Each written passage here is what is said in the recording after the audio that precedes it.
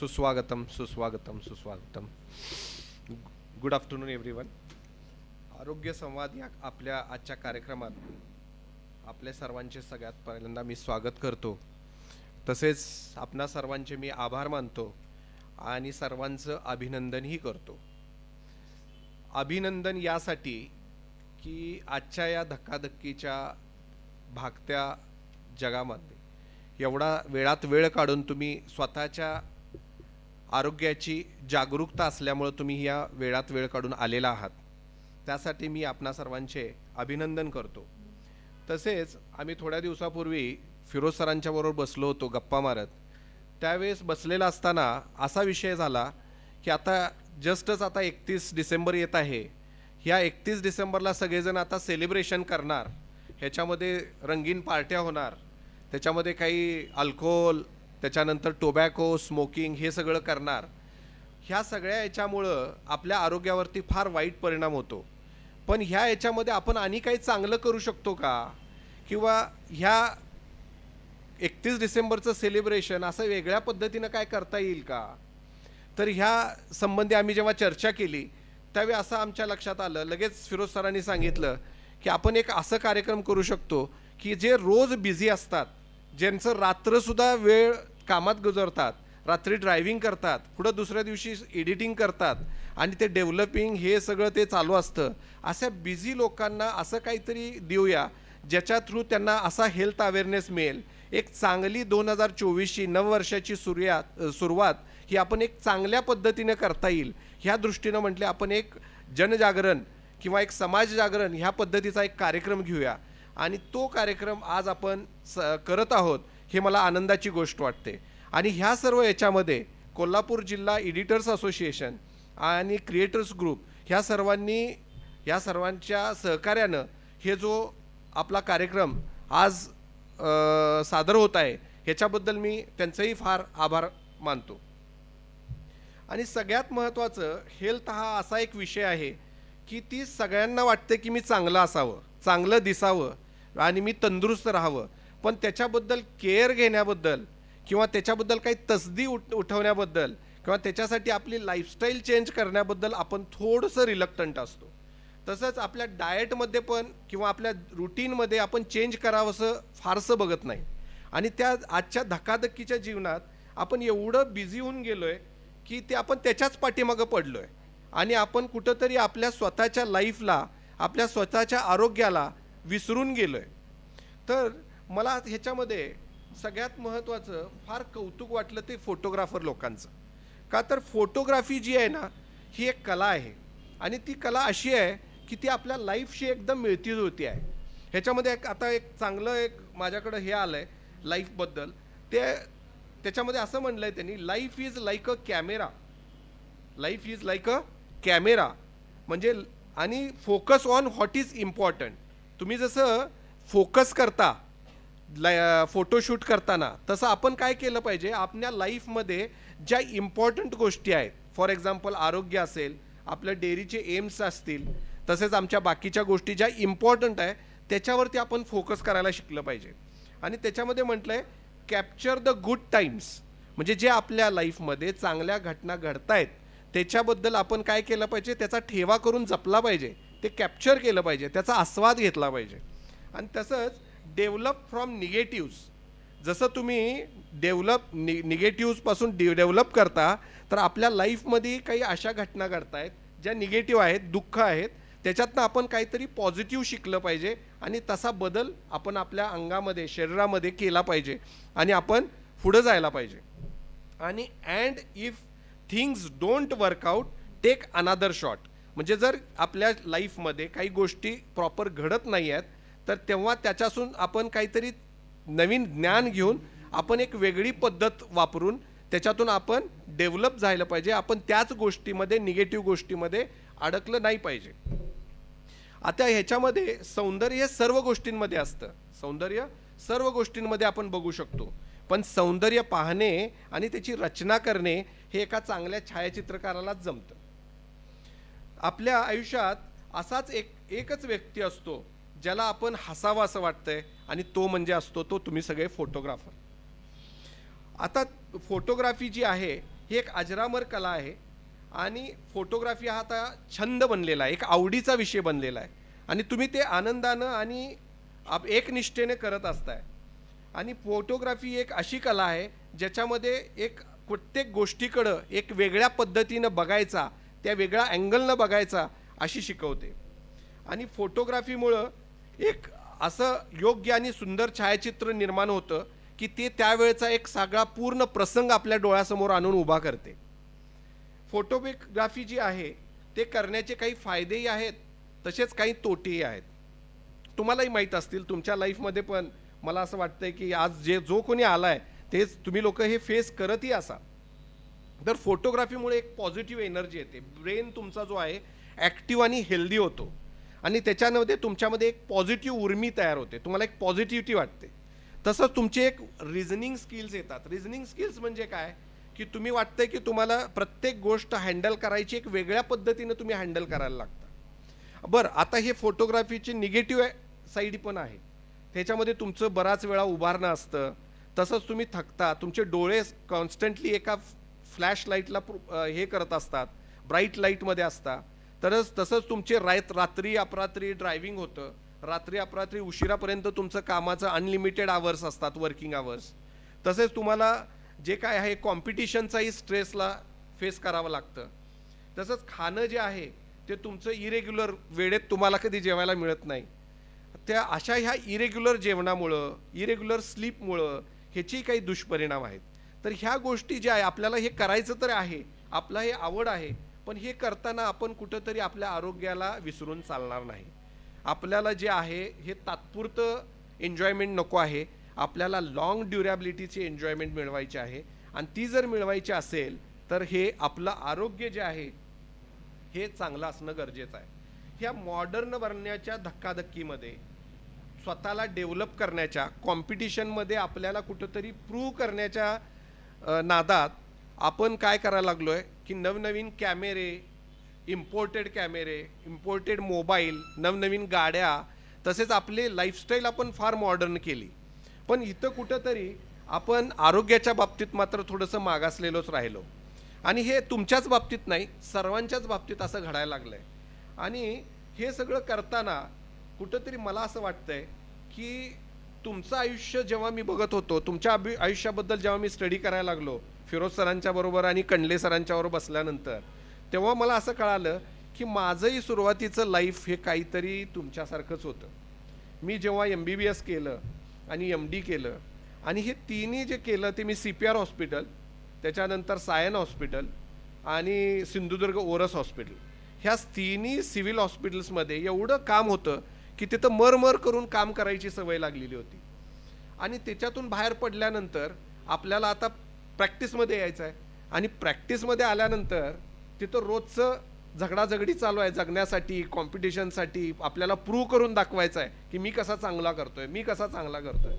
आणि त्यामध्ये असं व्हायचं की सकाळी लवकर उठायचं 4-5 वाजता, गडबडीत तयार होऊन लगेच सकाळचा एखादा ऑपरेशनचा कॉल असायचा, तिकडं ऑपरेशनला जायचं आणि ऑपरेशनला तिथलं होतंय न होतंय, ब्रेकफास्टची काळजी नाही, जे मिळेल ते खाणे. आणि त्याच्यानंतर DY पाटीललाही यायचं आहे, तिथलेही ऑपरेशन्स करायचे आहेत. मग तिथून संपून DY पाटीलला यायचं. DY पाटीलला आलं की दुपारी दुसरीकडे कुठं तर ऑपरेशन असायचं. ड्राईव्ह करत कुठं गारगोटी जा, कुठं बुधातिट्टा जा, कुठं कागलला जा, कुठं वडगावला जा, असे बऱ्याच ठिकाणी आम्हाला जायला लागायचं ऑपरेशनसाठी. मग ते दुपारचं जेवणही असंच धावपळीत, कुठंतरी जेवलं नाही, कुठं तर थाळी खा, कुठं तर वडापाव खा, कुठं तर चिकन 65 खा. पण हे सगळं करताना हे कॉम्पिटिशनमध्ये दिवस 4-4, 5-5, 8-8 केसेस दिवसाला करायचो आम्ही. आणि रात्री कधी ते रात्री अपरात्री येऊन झोपायचो. आणि त्यावेळेस झोप बरोबर नाही, जेवण वेळेवर नाही, स्ट्रेस आहे, एक्झरसाईज नाही. आणि कालांतरानं काही वर्षानंतर मला असं वाटलं की ह्याच्यामुळं मला बराच त्रास व्हायला लागला आहे, कुठंतरी ॲसिडिटी व्हायला लागली आहे, चिडचिडापणा व्हायला लागलं आहे, मायग्रेनचा त्रास चालू झाला, बॅकएक चालू झाला. आणि ह्या सगळ्या याच्यामुळं मला असं वाटायला लागलं की हे काय बरोबर नाही, हे काय बरोबर नाही. हे जर माझी लाईफस्टाईल जर अशीच राहिली तर मी कुठं तर लवकर संपून जाणार. जे मी ज्याच्यासाठी कमवायला लागलो आहे, जे सगळं प्रॅक्टिसमधून मिळवायला लागलो आहे, हे सगळं माझं हेल्थवरच निघून जाणार आणि आपली हेल्थ काय सुधारणार नाही. आणि हे लॉंग टर्मसाठी जर मला गाठायचं असेल, जगायचं असेल, तर हे माझी लाईफस्टाईल चुकीची आहे आणि ही मला कुठंतरी बदलायला पाहिजे. आणि तेव्हा मला लक्षात आलं की सर सलामत तो पगडी 50. तर हे तुम्ही लोकांनी पण हे लक्षात ठेवायला पाहिजे मित्रांनो. का तर हे जर आपण फॉलो केलं तरच बराच वर्ष, बराच काळ आपण ह्या स्पर्धेमध्ये टिकू शकणार आहोत. तसंच असं म्हटलं जातं की sound mind in a sound body. याचा अर्थ काय की तुमचं जर शरीर सुदृढ असेल तरच तुमचं मनही सुदृढ राहतं आणि तुमच्यामध्ये चांगल्या विचार येऊ लागतात. तसंच तुम्ही चांगल्या पद्धतीनं समाजामध्ये काम करू शकता. आणि आपला शरीर जे आहे हे आपला एकदम जवळचा आणि खरा मित्र असतो. का तर माणूस जन्माला आल्यापासून ते आपल्या अखेरच्या श्वासापर्यंत शरीर हे आपल्याला साथ देतं. त्याच्यामुळं शरीरच जर आपण प्रॉपर त्या शरीराची जर प्रॉपर काळजी घेतली, त्याला जर व्यवस्थित सांभाळलं तर शरीरही आपल्याला शेवटपर्यंत चांगला साथ देतो. असंही म्हटलं जातं की prevention he is better than cure. ह्याचा अर्थ काय की एखादा आजार व्हायच्या आधी आपण त्याची प्रिव्हेन्शन काय करू शकतो. नुसतं तुम्ही माझ्याकडे आला, मी तुमच्या विचारली माहिती आणि नुसतं गोळ्या लिहून देणं हे माझं काम नाही आहे. कदाचित मला ते योग्य वाटत नाही आहे. का तर त्याच्याबरोबर त्याचं प्रिव्हेन्शन कसं करता आलं पाहिजे हे तुम्हाला माहीत असणं गरजेचं आहे. एखादा आजार जर उशिरा लक्षात आला, लेट समजला, तर त्याची जी मॅनेजमेंट असते, त्याची जी ट्रीटमेंट असते ती फार क्लिष्ट असते. एक तर त्याला ऑपरेशनला जावं लागेल, नाहीतर दुसरं ICUमध्ये ॲडमिट करायला लागेल, किंवा मग जीवाला काहीतरी धोका होईल. तर अशा पद्धतीची आपली लाईफस्टाईल म्हणजे चुकीची आहे. तर त्याच्यामुळं त्यावेळेस जो असतं, एखादा जर मोठा काही आजार झाला किंवा एखादा जर मोठी घटना घडली तर त्यावेळेस आपल्याला रिव्हर्स गिअर नसतो. आणि त्यावेळेस अशा इमर्जन्सीच्या सिच्युएशनमध्ये ज्या गोष्टी आपल्याला समोर येतात किंवा जे हँडिकॅप्ड लाईफ तुम्ही रस्त्यावरती पण बघत असाल की एका हातानं आणि एका पायानं लंगडत चालतायत, काही जणांचा डोळा मिटलाय, तोंड वाकडं झालंय, किंवा एखाद्याला पायच कमरेपासून खालचा भाग हा लुळा झालाय. तर अशा अवस्थेत हँडिकॅप्ड म्हणजे अपाहिज जिंदगी जिण्यामध्ये त्या लाईफमध्ये मजा नाही. तर जसं आपण बाकीच्या बाबतीत मॉडर्न होत चाललोय तसं आपलं लाईफ पण मॉडर्न व्हायला पाहिजे. आपल्या शरीरावर आपण प्रेम करायला पाहिजे मित्रांनो.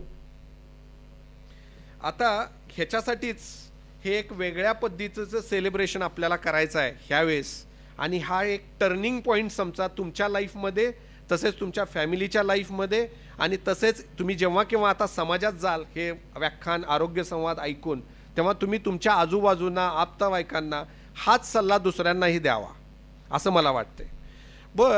आत्तापर्यंत आपण हे सगळं चर्चा करायला लागलोय आत्ताच्या ह्याच्याबद्दल, पण आपल्या पूर्वजांची लाईफस्टाईल कशी होती? काय पूर्वज लोक ब्रेकफास्ट करायचे का? नाही. त्यांचं फक्त 2 वेळचं जेवण, सकाळी वेळेवर जेवण, त्याच्यानंतर ते जेवणही कसं, no chemicals, no ॲडिटिव्स, zunka bhakar असेल, कांदा असेल, लसूण असेल, एकदम हेल्दी लाईफस्टाईल होती त्यांची. झोप वेळेवर असायची, रोज परिश्रम करायचे, ते श्रम घ्यायचे. त्याच्यामध्ये त्यांच्या जेवणामध्ये जे ते वापरायचे त्याच्यामध्ये काय होतं, त्याच्यामध्ये केमिकल्स नसायचे. आपण जे आज कलर्स घालतोय, काय काय वेगळे फ्लेवर्स घालतोय, ह्याच्यामुळे काय होतंय, आपण आपल्याला धोक्यात आणतोय. बरं, बाहेरचं फूड जे मिळतंय आजकाल ते तरी कुठं चांगलं आहे? सगळ्यामध्ये भेसळ आहे. ऑइल खातोय, कसलं ऑइल खातोय, सगळं त्याच्यातलं काढून घेतलेलं आहे, तसलं ऑइल खातोय. बरं, त्याच्यामुळं काय करायला लागलो, इन शॉर्ट बाकीच्या सगळ्या गोष्टींवर आपण कॉन्सन्ट्रेट करतोय, पण ह्या सगळ्या गोष्टींकडे आपण लक्ष देत नाही आहे मित्रांनो. त्याच्यामुळे मला असं वाटतंय की ह्याच्याबद्दल आपण कुठंतरी जागरूक झालं पाहिजे आणि ह्याच्यावरती आपण कॉन्सन्ट्रेट केलं पाहिजे. बरं, त्यावेळेस बेकरी प्रोडक्ट्स पण नव्हते, ती लोक बेकरी प्रोडक्ट्स खात नव्हते. आत्ताच बेकरी एवढ्या मोठमोठ्या झालेल्या दिसत आहेत, सेलिब्रेशन्स वाढलेले दिसत आहेत, पण ह्याच्यामध्ये सगळं अनहेल्दी फूड खातोय. तुम्ही ज्या ज्या कार्यक्रमामध्ये जाताय, शूटिंगला जाताय, तर त्यामध्ये काय ते बाहेरचंच सगळं खाताय ना, स्पायसी आहे, तेलकट आहे, ऑइल आहे, मसाला आहे, त्याच्यामुळे सगळं आपलं डिस्टर्ब झालेलं आहे. ह्या सगळ्या ह्याच्यामध्ये मित्रांनो आपल्या शरीरातला प्रत्येक अवयव हा फार महत्त्वाचा आहे आणि प्रत्येक अवयवाचं इम्पॉर्टन्स आहे. आणि त्याला आपण फार प्रामुख्यानं लक्ष देऊन फार चांगल्या पद्धतीनं प्रत्येक अवयवाला जपलं पाहिजे. आणि आपल्या शरीरातली प्रत्येक जी सिस्टीम आहे ती एकमेकांच्यावर आधारित आहे. कुठला एक सिस्टीम चांगली असून चालणार नाही, पूर्ण शरीर आपलं चांगलं असलं पाहिजे. आता तुम्हाला मी सांगू इच्छितो की माझ्या ह्या आत्तापर्यंतच्या मेडिकल प्रॅक्टिसमध्ये मी असं बघितलं आहे की आज समाजामध्ये बऱ्याचशा लोकांना बरेचसे प्रॉब्लेम्स आहेत. पण ह्या धक्काधक्कीच्या जीवनात ना आपण एवढं गुरफटलं गेलो आहे की आपण त्याच्याकडे लक्षच देत नाही आणि तेवढा वेळच नाही आपल्याला. लक्षात आलं का? त्याच्यामध्ये काय झालं आहे, बऱ्याच जणांना बी पी आहे, शुगर आहे, ओबेसिटी झालेली आहे, मोटापा, त्याच्यानंतर इरिटेशन आहे लाईफमध्ये, मेंटल स्ट्रेस आहे, कॉम्पिटिशन असल्यामुळे मेंटल स्ट्रेस आहे. तसेच बऱ्याच जणांना हार्टचे अटॅक येऊन गेलेले आहेत, अँजिओग्राफी झालेली आहे, अँजिओप्लास्टीज झालेले आहेत, काही जणांना पॅरालिसिस होतं आहे, काही जणांना झोपच लागत नाही.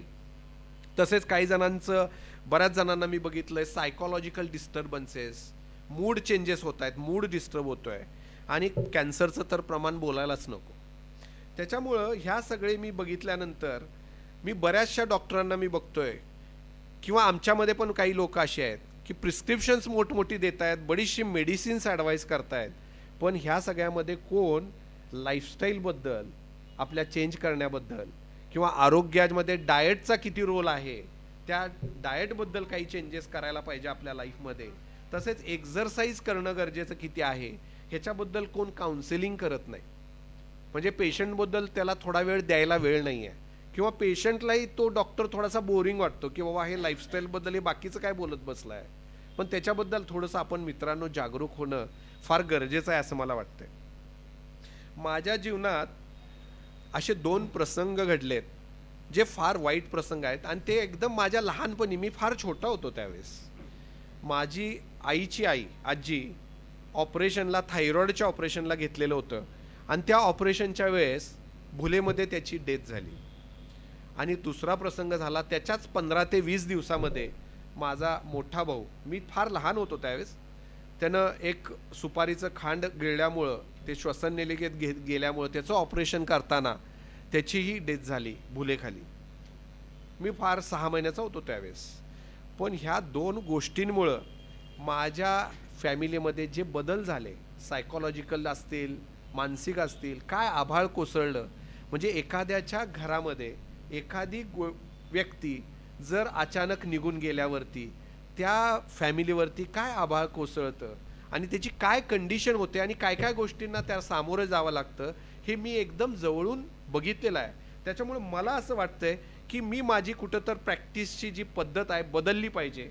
आणि त्यासाठी म्हणून आम्ही जे हे आपलं फॅमिली हॉस्पिटल हे जे काढलं आहे, तुम्ही आमच्या हॉस्पिटलला हे झाल्यानंतर मला जेव्हा वेळ मिळेल त्यावेळेस असंच एक सदिच्छा भेट द्यावी की ज्यामध्ये बघायला मिळेल की मोठमोठं हॉस्पिटल फार मोठं नाही आहे.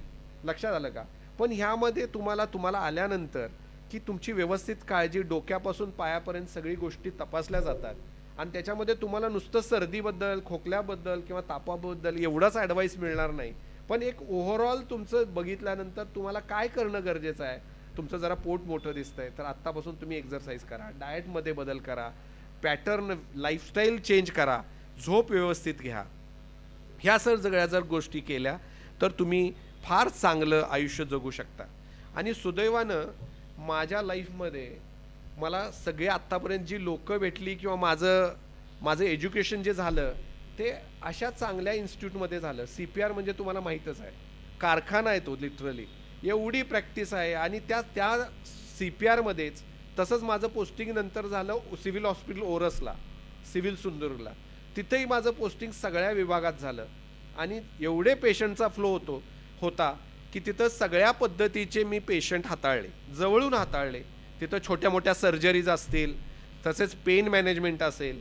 आणि माझं पोस्ट ग्रॅज्युएशनही झालं ते सायन हॉस्पिटल मुंबईला झालं, जे हायवेवरती आहे. तिथं एवढा ट्रॉमा म्हणजे ॲक्सिडेंट झालेले पेशंट येतात.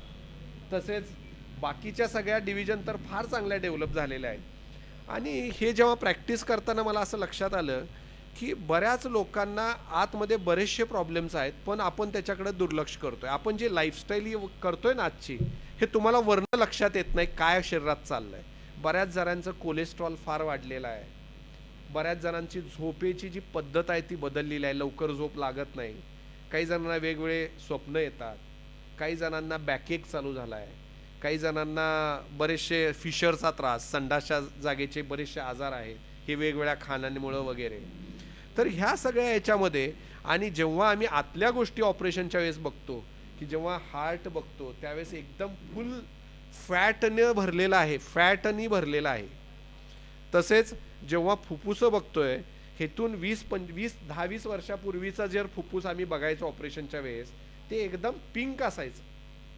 आणि आत्ता हे 5 ते 7 वर्षात जे बघतोय ते एकदम, जरी तुम्ही स्मोकर नसला तरी त्यांचं लंग्स जे आहेत, फुफ्फुस काळवंडलेली आहेत, अक्षरशः काळवंडलेली आहेत. म्हणजे एवढं बदल झालेले आहेत. आणि तो आपल्याला हे वर्ण आपण माहीतच नाही आहे. आणि आपण ह्या एन्जॉय करायच्या आणि लाईफ जगण्यामध्ये आपण हे सगळं विसरून गेलेलो आहोत. बरं, आता हे मी फार काय तुम्हाला जास्त वेळ लेक्चर देण्यापेक्षा काही अशा आमच्या इथं चांगल्या ज्या काही केसेस झाल्या आहेत त्याच्यातून तुम्हाला काही बोध घेता येईल, की असं नाही की प्रत्येक वेळी आपण आपल्याला काही झालं ह्याचा अर्थ आपण निगेटिव्हकडे गेलो, आता माझं काही खरं नाही, असं काही नाही आहे. आता याच्यामध्ये माझ्याकडं यंग 25-30 वर्षाचा मुलगा, एका वेल नोन फॅकल्टी आहेत कोल्हापुरातली, एक मस्त पॉलिटिकल आयडेंटिटी आहे, त्यांच्या जवळचा पर्सनल असणारा माणूस हा 25-30 वर्षाचा आहे, जाड आहे, तुमच्यासारखं माझ्यासारखं इरेग्युलर जेवण, इरेग्युलर झोप आणि अचानक 400 ते 500 शुगर घेऊन माझ्याकडे आला. बरं, लोक काय आता 500 शुगर म्हणजे माझं काय खरं नाही आणि मला आता नेहमीचं जिंदगीभर काय तर लागलं, पण असं नाही मित्रांनो. त्याला आम्ही 4-5 त्याची इन्व्हेस्टिगेशन्स केले, त्याला 2 ते 3 दिवस नुसतं ॲडमिट केलं, त्याला इंजेक्शन्स दिले आणि त्याच्यानंतर त्यांना आम्ही गोळ्या औषधावरती त्याचा शुगर कंट्रोल आणली.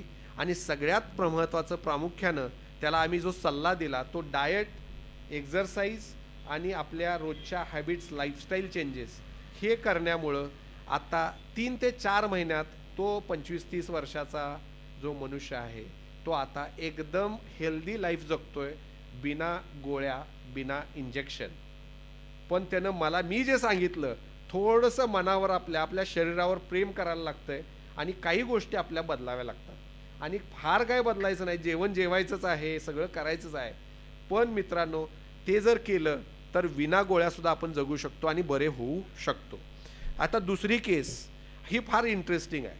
हे 65-70 वर्षाचा मनुष्य माझ्याकडे 2-3 म्हणून लोक पकडून घेऊन येत आहेत, म्हणजे चालतोय तो, भूक लागत नाही, वजन कमी झालंय, एकदम संडास व्यवस्थित नाही, लघवी व्यवस्थित नाही, सगळंच त्रास. मग माझ्याकडे जेव्हा आला तेव्हा मी त्याच्याशी चर्चा केली, तर तेव्हा मला असं लक्षात आलं की त्याचा हार्ट फक्त 20 ते 25% काम करत आहे. नॉर्मल माणसाचं हार्ट हे एक 60 ते 70% जास्त काम करायला पाहिजे, तर त्याचं 25. मग तेव्हा त्याला मी सांगितलं, ऑप्शन दिला की बाबा तुझं एवढं असं असं आहे, त्यांच्या नातेवाईकांना अर्थात.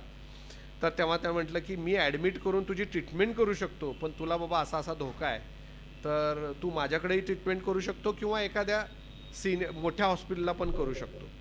तेव्हा त्यांनी चर्चा केली, ते मोठ्या हॉस्पिटलला गेले आणि त्याच्यामध्ये त्याचं निदान निघालं की त्याच्या पित्ताशयाच्या पिशवीमध्ये खडे झालेले आहेत आणि त्याला त्याच्यामुळं भूक लागत नसेल म्हणून त्यांनी त्याचं ऑपरेशन पण केलं. आम्ही तो विषय विसरून पण गेलो आणि 3-4 महिन्यानंतर परत तो पेशंट माझ्याकडं 4 जण पकडून त्याला झोपलेल्या अवस्थेत घेऊन आले. म्हटले, सर तुम्ही सांगितलं त्यावेळेस सगळं समजलं, धोका आहे, हे आहे, आता काय होईल ते होऊ दे, तुम्ही याला बरं करा. आमचा पेशंट सिरियस झाला, मेला तरी चालेल, पण आता तुम्ही याचं काय ते बघा. मग त्या पेशंटला मी लिटरली 2-3 दिवस ॲडमिट केलं, त्याचे इन्व्हेस्टिगेशन्स काही केले आणि त्याला मी तुम्हाला मगाशी जे सांगितलं, आम्ही हेड टू टो हे केअरफुल एक्झामिन करतो. आणि ते केल्यानंतर मला लक्षात आलं की त्याच्या पोटामध्ये 1-2 गाठी वाटत आहेत आणि मोस्ट प्रोबॅबली मला वाटलं हे काय तर पॅथॉलॉजिकल गाठ झालेली नाही कॅन्सरची, पण मोस्टली मला वाटतं की हे संडासच्या गाठी झालेल्या असण्याची शक्यता आहे पूर्ण त्याचा अभ्यास केल्यानंतर. म्हटलं तुझं सगळं झालेलं आहे, आधी CT स्कॅन झालं आहे, सोनोग्राफी झाली आहे, तपासण्या झाल्या, सगळं झालं आहे, पण मला आणखी एक सोनोग्राफी करावीशी तुझं वाटतं. आणि त्याची सोनोग्राफी केली, अक्षरशः त्याच्या पोटामध्ये संडासच्या गाठी झाल्या होत्या आणि बऱ्याच दिवसापासून त्याला थोडं नुसतं संडास होत होतं.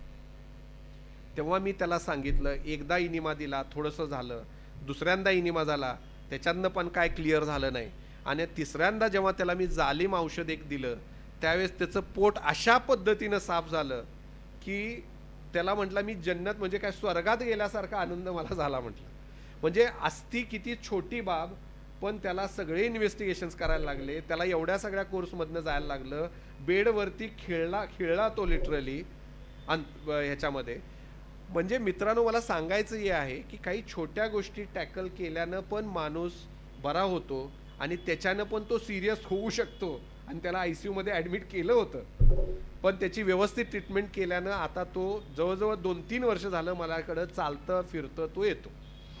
आता ह्याच्या पुढच्या ज्या केसेस आहेत असेच आणखी काही आहेत, पोटाच्या दुखण्याच्या आहेत, बरेच वर्ष फिरला पण निदानच झालं नाही. आणि त्याचं जे एक बऱ्याच वर्षापूर्वी 30 वर्षापूर्वी एक 60 ते 70 वर्षाचा माणसाचं ऑपरेशन ते आधी झालं होतं 25-30 वर्षापूर्वी, आणि ते नंतर तो विसरून गेला. आणि पोट दुखतंय म्हणून बऱ्याच ठिकाणी फिरायला लागलाय, ट्रीटमेंट घ्यायला लागलाय, फिरायला लागलाय, प्रोटीन घ्यायला, सगळं सोनोग्राफी नॉर्मल आहे, CT स्कॅन नॉर्मल आहे. आणि माझ्याकडे आल्यानंतर मी विचारता सगळं विचारलं तर 30 वर्षापूर्वी साहेब माझं एक ऑपरेशन झालंय बघा. ते जाधव डॉक्टर पण गजानन जाधव म्हणून ते टायटनच्या शोरूमच्या तिथं होते आणि ते आता नाहीत, पण त्यावेळेस झालं होतं बघा. हा म्हटलं, मग माझ्या डोक्यात म्हटलं तुला ते आधी जे ऑपरेशन झालंय त्याचा काहीतरी आतमध्ये चिकटा झालेला असण्याची शक्यता आहे आणि ते तुला वरनं कुठल्याही याच्यात कळणार नाही. त्याला ते लॅप्रोस्कोपी जर केली तरच ते आपल्याला समजणार. आणि त्या पेशंटला अक्षरशः तो आत्महत्या करू का, बऱ्याच वेळा मला आत्महत्याची विचार येतात. किती वेळा हे पोटाच्या दुखण्यासाठी मी जायचं हॉस्पिटलला, किती वेळा त्या झोपेच्या गोळ्या घ्यायच्या, हे सगळं झालं होतं. आणि त्याचं आम्ही खरोखर तुम्हाला सांगतो ते लॅप्रोस्कोपी केली, त्याचा आतमध्ये एवढा चिकटा झाला होता आधीच्या ऑपरेशनचा, आणि ते एकदा सोडवलं. तो म्हटला मला आता मी फार चांगलं डॉक्टर की मी तुम्हाला सलाम करतो. आणि तो एकदम तोही वेल नोन व्यक्ती आहे, हे खाऊ गल्लीतला तो अध्यक्ष आहे. त्याच्या पुढचं गोष्ट म्हणजे आमच्याकडे जे होतंय एक सुविधा आपण दिली आहे. तुम्ही बऱ्याच वेळा बघितलं असेल की नॉर्मल डिलिव्हरी तर बघतो, पण नॉर्मल डिलिव्हरी होतीये पण त्या पेशंटला दुखणं नाहीये, पेनलेस लेबर म्हणतात त्याला. नॉर्मल डिलिव्हरी होते, आईलाही दुखण्याचा त्रास नाही आणि बाळाला रक्तपुरवठा व्यवस्थित मिळाल्यामुळं बाळ पण गुदमरत नाही. त्याच्यामुळं आमच्याकडे जे आम्ही तंत्रज्ञान वापरायला लागलोय आजकाल ते पेनलेस डिलिव्हरीचं तंत्रज्ञान वापरतोय. आणि ती पेशंट जी कन्सिव्ह झाली होती तिला इनफर्टिलिटीचा पण त्रास होता, त्याला म्हणा आपण इनफर्टिलिटीची ट्रीटमेंट देतोय. असे बरेचसे आपल्याकडं कार्डियक पेशंट्स होऊन गेलेत की जे माझ्याकडे येऊन बसलेत, बोलतायत साहेब मला काय झालेलं नाही, फक्त ॲसिडिटी झाली आहे. मग मॅडम म्हणतायत ECG करूया. नको साहेब, नको मॅडम. मी म्हटलं साहेब तुम्ही काय असेल ते करूया, जाऊ दे पैसे, आपण ECG करून बघूया. आणि त्याला लगेच आपण पाठवलं. बऱ्याच जणांचे असे, तो थोडाच वेळ जर असाच गेला असता तर अटॅकच आला असता आणि त्याला इरिव्हर्सेबल हार्टचं डॅमेज झालं असेल, पण त्याला आपण पाठवून एन्जिओप्लास्टी केली, बऱ्याच जणांची बायपास करून घेतले. तर ह्या सगळ्या गोष्टी इन टाईम मॅनेज केल्यामुळं बरेचसे तुमचे अपंगत्व आपण टाळू शकतो. तसेच आपल्याकडं पेन मॅनेजमेंट आपण करतो. पेन मॅनेजमेंट म्हणजे काय असतं, MD अनस्थेटिस्ट हा बऱ्याचशा संवेदना ज्या असतात त्यांचं वाहन शरीरामध्ये कसं होतं ह्याच्याबद्दल त्याला नॉलेज असतं. त्याच्यामुळं आम्ही काय करू शकतो तर कुणाचं डोक्याचं दुखणं असेल, मानेचं असेल, पाठीचं असेल, गुडघ्याचं असेल, तर त्याच्याबद्दल त्याचा अभ्यास करून त्याची काही इन्व्हेस्टिगेशन करून पहिल्यांदा तर गोळ्या देतो आणि त्याच्याने जर त्याचं कमी नाही झालं दुखणं तर त्यांना इंजेक्शन देतो. अशीच एक बाई आप्पे करणारी आणि ते डोसा वगैरे करणारी ती दिवसभर उभा राहत असायची. मग तिचं पाठीचं दुखणं एवढं वाढलं आणि एका पायात कळा यायला लागल्या, लिटरली ती लंगडायला लागली. ती मला म्हणायला लागली साहेब मला आता ऑपरेशन सांगितलं, ह्याच्या विना काय माझं खरं नाही आहे. पण आम्ही म्हटलं तिला सगळं एक्सप्लेन केलं, ज्याला ऑपरेशनची गरज असते त्याला ते इंजेक्शन नाही साहेब मला इंजेक्शन देऊन बघायचंच आहे. ती पण तयार झाली आणि आम्ही इंजेक्शन दिलं आणि ती आत्ता जवळजवळ 3-4 वर्ष झालं बिना पेन ती चालते फिरते, तिला ऑपरेशन करायलाच लागलं नाही. त्याच्या पुढचा भाग असा झाला की दुसऱ्या एका पेशंटला पायामध्ये वेदना असतात, फक्त टाचेपासून पायामध्ये वेदना असतात, बराच वेळ उभं राहिल्यामुळं त्या वेदना येतात. मग अशा पेशंटलाही आपण तिथं इंजेक्शन देऊन पहिल्यांदा तर गोळ्या देऊन व्यायाम करून त्याच्याने नाही बरं झालं तर तिथं आपण इंजेक्शन देतो. त्याच्याने पण बराचसा तुमचं चालना फिरण्याचा दुखणं असतं ते कमी होतं. तसंच काही जणांना फ्रोझन शोल्डर असतात, डायबिटीसचे जे पेशंट असतात त्यांना फ्रोझन शोल्डर म्हणजे सांधा घट्ट होणं. तर अशा पेशंटला एक जर इंजेक्शन दिलं, गोळ्या औषधानंतर इंजेक्शन दिलं, तर त्याचाही सांधा चांगला वाचू शकतो आणि त्याला आपण चांगलं मोबाईल करू शकतो. बरं, आता एवढं सगळं डिस्कशन झाल्यानंतर, बरं एवढं ऐकल्यानंतर आपण काय ह्याच्यातनं घ्यायचं आहे, तर आपल्याला सगळ्यात महत्त्वाचा तुम्हा सर्वांना आणि मलाही की टेक होम मेसेज असा आहे की आपण आपलं डाएट सुधारलं पाहिजे. डाएट कसंही इरेग्युलर न खाता वेळेवर जर आपण जेवलो, तसंच ज्या पद्धतीनं खाल्लं पाहिजे, जसं आत्ता आम्ही नाश्त्यामध्ये आपला अल्पोपार ठेवला होता, तेच जर वडापाव ठेवला तर त्याच्यानं बरेचसे ॲडिशन्स होतात. एका वडापावसाठी जवळजवळ 5 ते 7 किलोमीटर चाललं पाहिजे एक वडापाव खाल्ला तर त्याच्यामुळं आपलं डाएट सुधारणं फार गरजेचं आहे मित्रांनो. वेळेवर असणं फार गरजेचं आहे. तसंच आपलं एक्झरसाइज आठवड्यातून मला म्हणायचं आहे की तुम्ही 7 दिवस न करा, पण ॲटलिस्ट 4 ते 5 दिवस तरी सकाळी नाहीतर संध्याकाळी एक वेळ ठरवून 35 ते 40 मिनिटं स्वतःच्या लाईफसाठी सगळ्यांनी द्यावीत, अशी माझी इच्छा आहे. तसंच डाएट तुम्हाला बाहेरचं कसंही खाण्यापेक्षा घरातून जाताना आपण डबा आपल्याबरोबर ठेवावा आणि नाश्ता वेळेवर ज्या वेळेला आहे त्यावेळेस सकाळचं नाश्ता, दुपारचं जेवण, भले एक 5 ते 10 मिनिटं वेळ काढा तेवढ्यासाठी, पण वेळेवर जेवा. स्लीप ही फार महत्त्वाची आहे. स्लीप ही वेळेवर घेतली, रात्रीची स्लीप फार महत्त्वाची आहे. तुमच्यामध्ये शेड्युलिंग करा. एक आपला असिस्टंट असतोय, मी दिवसभर काम केलोय, आता तू रात्री कव्हर कर, किंवा असं अल्टरनेटिव्ह काहीतरी सोल्युशन्स काढा. पण स्लीप मला वाटते 7 दिवसात एक 5 ते 6 दिवस चांगली, एखादा दिवस ॲडजस्ट करते बॉडी, पण कमीत कमी 5 दिवस तरी स्लीप चांगली या. लाईफस्टाईल मॉडिफाय करा. लाईफस्टाईल आपली चांगली असली पाहिजे. हँडिकॅप्ड लाईफ जगण्यात, ओबेज होऊन दम लागण्यात जिना चढताना, किंवा आणि काहीतरी अडचणी, एक डोळा बंद झालाय, पॅरालिसिस झालाय, असलं जीवन जगण्यापेक्षा एक चांगलं आरोग्यदायी तंदुरुस्त जीवन जगायचं आपण आज ह्या आरोग्य संवाद या कार्यक्रमातून आपण एक पण करूया आणि आपल्या लाईफमध्ये एक टर्निंग पॉईंट आणूया. आणि ह्यात सगळ्यात महत्त्वाचं आणि शेवटचं मला सांगायचं आहे ते म्हणजे आपलं हायजीन, पर्सनल हायजीन. आपल्या शरीरातला प्रत्येक अवयव महत्त्वाचा आहे. मी म्हटलं आहे, जसं केस महत्त्वाचे आहेत, दात महत्त्वाचे आहेत, डोळे महत्त्वाचे आहेत, प्रत्येक अवयवाची वेगवेगळी काळजी असते. ती काळजी ज्या त्या पद्धतीनं घेतली, तसेच आपलं शरीरामध्ये हात आणि पाय आणि आपली बॅक त्याला स्ट्रॉंग करणं, व्यायामाच्या दृष्टीनं असेल किंवा त्याची काही व्यायाम असतील, त्याची काही पोश्चर्स असतील, उभारताना सुद्धा नुसतं एकाच पायावर उभारलो आहे असं नाही, दोन्ही पायावर, कधी हा पाय कधी तो पाय, ह्याच्यामध्ये पण फरक करणं गरजेचं आहे का, ह्याच्या दृष्टीनं पाठीचा आपलं मेंटेन बॅलन्स करता येतो. आणि सगळ्यात शेवटचं ॲडिक्शन्स, ह्याच्याबद्दल फार काय बोलणार नाही, सगळ्यांना माहीत आहे. अल्कोहोल, स्मोकिंग, टोबॅको, ह्याच्यामधून आपण थोडंसं काहीतरी दूर जायला पाहिजे, कमी करायला पाहिजे. आधीच्या काळी असं म्हटलं जायचं की स्मॉल अमाऊंट ऑफ अल्कोहोल हे हार्टच्या, हृदयाच्या ह्याला उपयोगी आहे, पण नाही मित्रांनो.